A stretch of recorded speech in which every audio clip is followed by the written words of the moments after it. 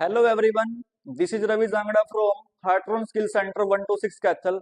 तो आप सभी का स्वागत है हार्टरन के चैनल पे।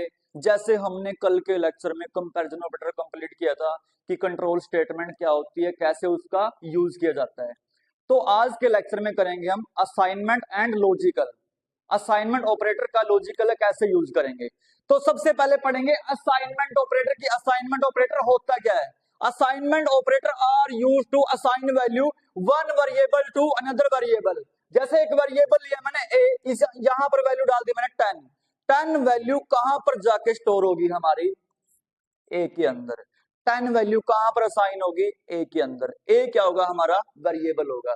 अगर यहां रखू मैं b is equal to a, b is a variable, a is a variable, a की वैल्यू कहां असाइन होगी बी के अंदर जाके वैल्यू असाइन होगी। तो असाइन के लिए हम किसका यूज करते हैं, इक्वल साइन का।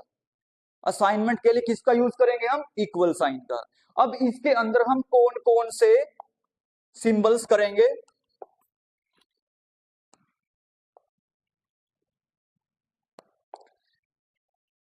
Plus equal.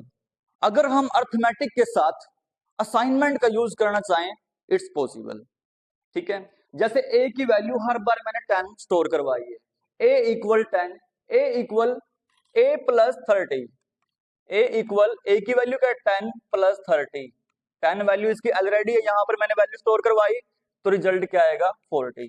जो हमारी 40 वैल्यू होगी वो कहां पर असाइन होगी, जाके a के अंदर। क्लियर। उसके बाद a की वैल्यू फिर सेम है 10 ही है। अब माइनस के साथ कैसे ऑपरेट करेंगे उसको। a इक्वल ए की वैल्यू क्या आएगी यहाँ पर 10 माइनस 15, यहां पर रिजल्ट क्या आएगा हमारा -5। -5 कहां जाके स्टोर होगा, ए के अंदर। क्लियर। ए की वैल्यू अब भी सेम है, इस केस में भी हमारी ए की वैल्यू सेम है। ए इक्वल 10 मल्टीप्लाई 10 100। 100 कहां जाके स्टोर होगी, ए के अंदर। अब डिविजिबल की बात आ रही है, डिवाइड की बात आ रही है। ए इक्वल 10 डिवाइड बाई 5 क्या आ रहा है 2। 2 वैल्यू कहां साइन होगी, ए के अंदर। अब मोड आ रहा है इसका, ए इक्वल 10 मोड ऑफ 5, रिमाइंडर क्या आएगा इसका, पूरा पूरा डिवाइड होगा, मींस क्या आएगा 0। 0 कहां पर साइन होगा, जाके ए के अंदर। अब एक्सपोनेंटेशन की बात होती है जो स्केयर काम करता है। ए की वैल्यू क्या होगी 10, 10 की पावर क्या होगी 4, 10 की पावर क्या होगी 4। ऐसे हम असाइनमेंट ऑपरेटर का यूज कर सकते हैं। अब एक चीज देखने वाली है इसके अंदर, असाइनमेंट के लिए हर बार इक्वल साइन का यूज किया गया है, क्योंकि इक्वल साइन से ही हमारी वैल्यू असाइन होगी। क्लियर। उसके बाद पढ़ेंगे हम लॉजिकल गेट कि लॉजिकल गेट्स होते क्या हैं, कैसे लॉजिकल का हम यूज करेंगे।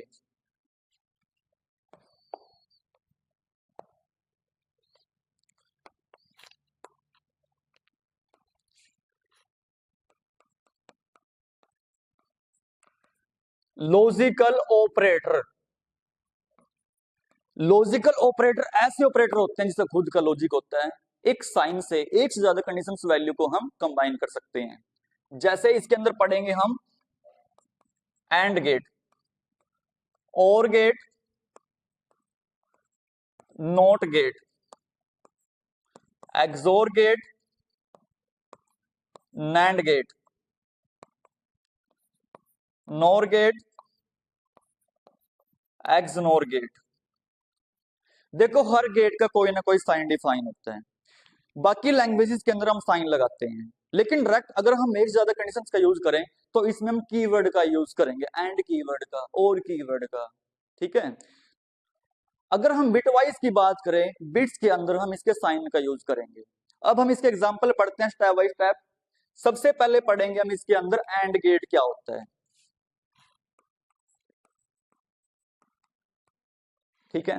एंड का हमारा ये साइन होता है, दो वैल्यू हमारी इनपुट होती आएंगी इसके अंदर, और आउटपुट में क्या आएगा ए एंड बी। मींस क्या होगा, ये मल्टीप्लाई का रूल फॉलो करता है। जो हमारी इनपुट जाएगी वो 0 और 1 में जाएगी। कई बार आप ट्राई करोगे, वहां मिलेगा आपको ट्रू फॉल्स, या फिर लो हाई, या फिर ऑन ऑफ। देखो ये एक ही चीज होती है। जीरो को हम क्या बोल सकते हैं, जीरो को हम ऑफ बोल सकते हैं, लो बोल सकते हैं, और फॉल्स बोल सकते हैं। और 1 को ट्रू बोल सकते हैं, ऑन बोल सकते हैं, और हाई बोल सकते हैं। क्लियर। 0 क्या होगा हमारा फॉल्स होगा, 1 क्या होगा हमारा ट्रू होगा। तो इसके अंदर जो मैंने इनपुट करवाई है ए और बी, अब इसके टेबल्स क्रिएट करेंगे हम।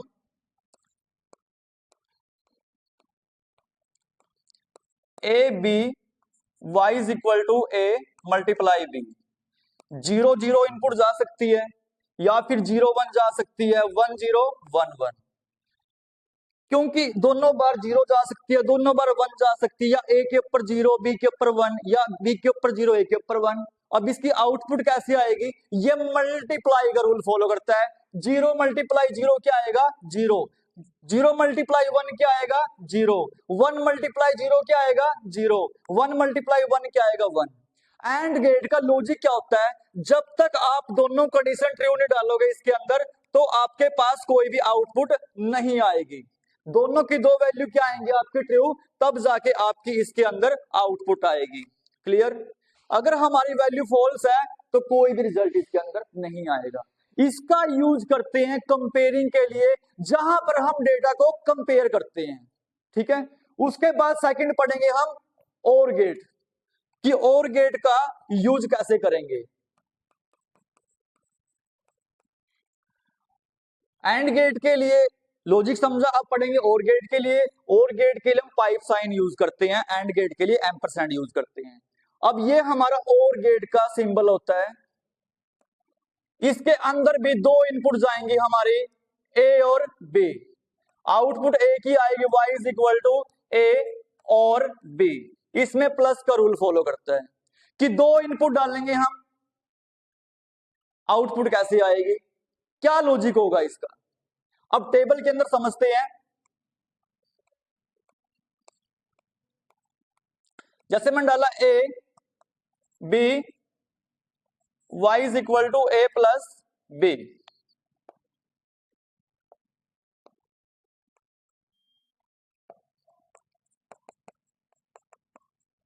जीरो जीरो इनपुट जा सकती है, 0 1 इनपुट जा सकती है, 1 0 इनपुट जा सकती है, 1 1 इनपुट जा सकती है।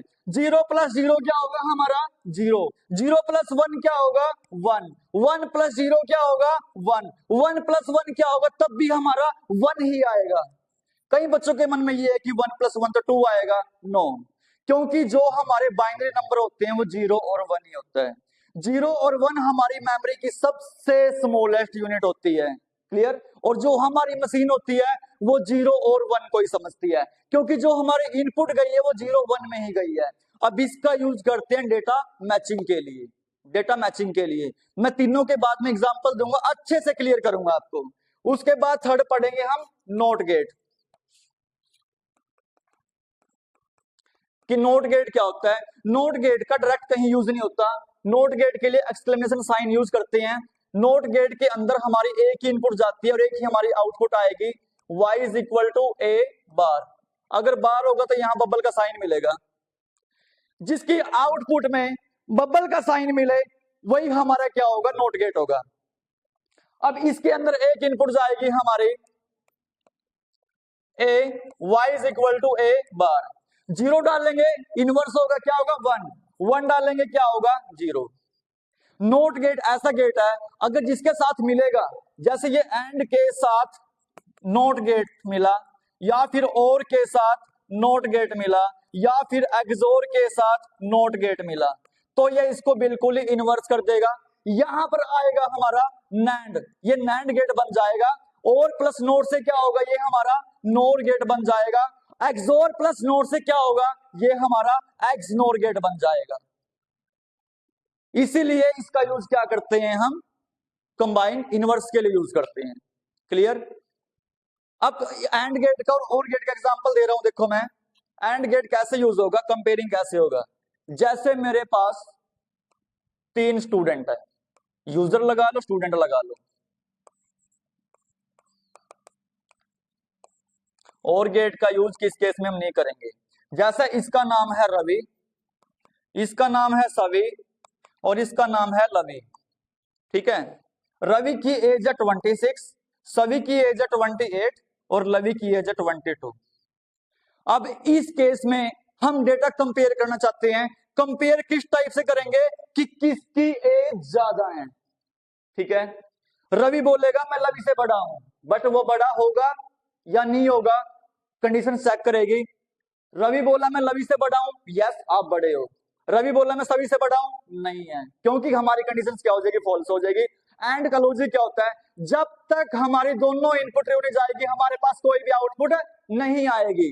देखो सभी चेक करेगा, सभी कह रहा मैं रवि से बड़ा हूं, यस, सभी कह रहा मैं लवी से बड़ा हूं, यस, दोनों कंडीशन क्या आएंगे, इसकी ट्रू आएंगी, तब जाके हमारा सभी का जो सभी की स्टेटमेंट है वो एग्जीक्यूट होगी कि सभी ही बड़ा है। इससे हम क्या कर रहे हैं, कंपेयर कर रहे हैं। अगर ये लॉजिक हम और गेट के अंदर करते, और के अंदर क्या होता, रवि रवि ट्रू हो जाता, क्योंकि एक कंडीशन ट्रू है, फॉल्स तब भी वो एग्जीक्यूट करते हैं। ठीक है, अब हम और का यूज कैसे करेंगे, और का यूज करेंगे मैचिंग के अंदर।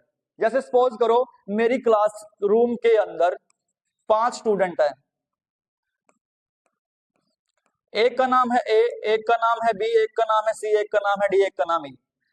मैंने बोला कि एफ इधर आओ, एफ तो इसमें है ही नहीं है, जी इधर आओ, जी तो है ही नहीं है। अगर ये बोला ए और डी आओ, ए और डी यहां पर आएंगे, दोनों कंडीशन क्या होंगी, ट्रू होगी। ये बोला ए और जी आओ, ए आएगा बट जी नहीं आएगा। अगर एक कंडीशन ट्रू है तब भी हमारी स्टेटमेंट क्या होगी, एग्जीक्यूट होगी। इससे हम क्या कर रहे हैं, डेटा को मैच कर रहे हैं। और डेटा मैचिंग के अंदर किसका यूज करते हैं हम, और गेट का यूज करते हैं। क्लियर। अब हम इसकी इंप्लीमेंटेशन की ओर चलते हैं कि एंड गेट का यूज हम कहां करेंगे, किस प्रोग्राम के अंदर एंड गेट का यूज होगा, किस प्रोग्राम के अंदर हमारे और गेट का यूज होगा। तो हम इस चीज को बिल्कुल ही प्रैक्टिकल करेंगे। तो चलिए इंप्लीमेंटेशन की ओर चलते हैं।